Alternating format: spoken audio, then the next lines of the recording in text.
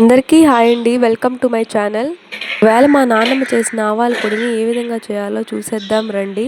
ఆవాల పొడి పెద్దలకు పిల్లలకు కూడా అరుగుదల శక్తిని బాగా పెంచుతుంది. ఆవాల పొడిని మాకు ఎప్పుడైనా అరుగుదల సమస్య ఉన్నప్పుడు మా నాన్నమ్మ మాకు చేసి పెడుతూ ఉంటుంది. దీన్ని తినడం వల్ల అరుగుదల సమస్య అయితే చాలా వరకు తగ్గుతుంది.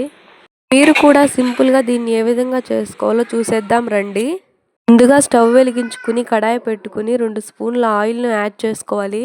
ఇందులో 10 మిరపకాయలను వేసి వేయించుకోవాలి. మిరపకాయలు లైట్గా వేగిన తరువాత 2 స్పూన్ల ధనియాలను వేసుకోవాలి.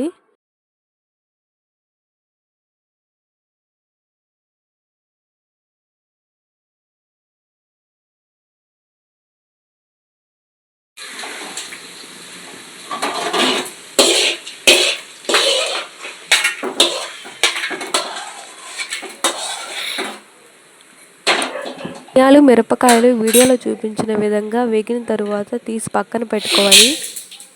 కడాయిలోకి 10 స్పూన్ల ఆవాలు 1 స్పూన్ మినపప్పు వేసి వేయించుకోవాలి. 1 స్పూన్ మెంతులు వేసుకోవాలి. వీటిని మంటను లో ఫ్లేమ్లో ఉంచి వేయించుకోవాలి. ఆయిల్ సరిపోనట్లయితే 1 స్పూన్ ఆయిల్ని యాడ్ చేసుకోవాలి.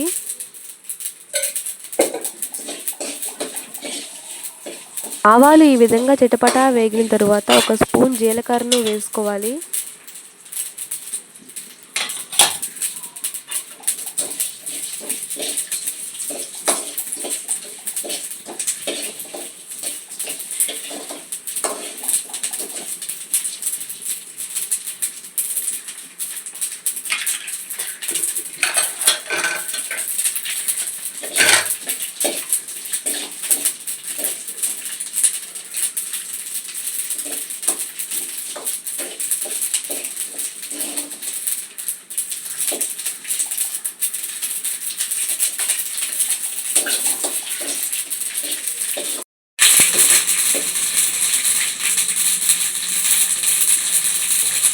ఆవాలు మాడిపోతున్నాయి.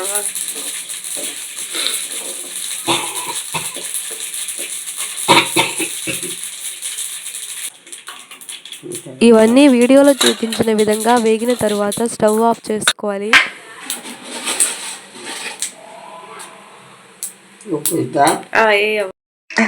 ముందుగా మిరపకాయలు ధనియాలను వేసి మెత్తగా దంచుకోవాలి.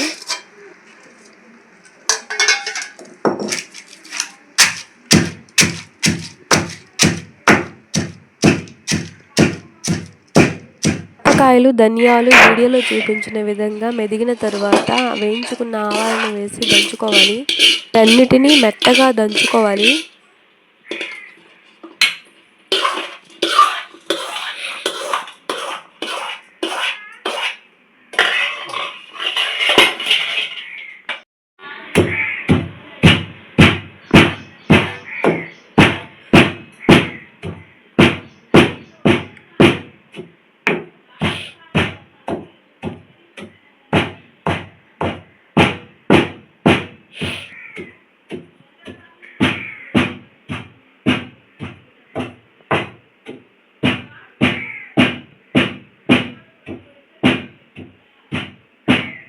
అన్నీ మెత్తగా మెదిగిన తరువాత ఒక వెల్లుల్లి వేసి దంచుకోవాలి. తెల్లగడ్డ ఎంత వేస్తే అంత మంచిది. తెల్లగడ్డ పడాల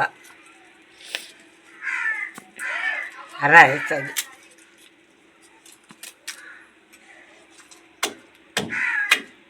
వెల్లుల్లి ఆవాల పొడి కలిసేంత వరకు మెత్తగా దంచుకోవాలి.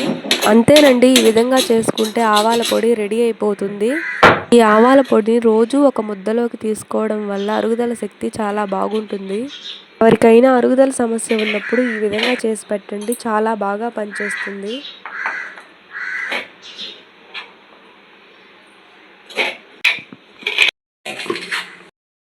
అంతేనండి, ఈ విధంగా సింపుల్గా అరుగుదల శక్తిని పెంచే ఆవాల పొడిని తయారు చేసుకోవచ్చు. ఎన్నో వంటలు చూడడానికి నా ఛానల్ని సబ్స్క్రైబ్ చేసుకోండి.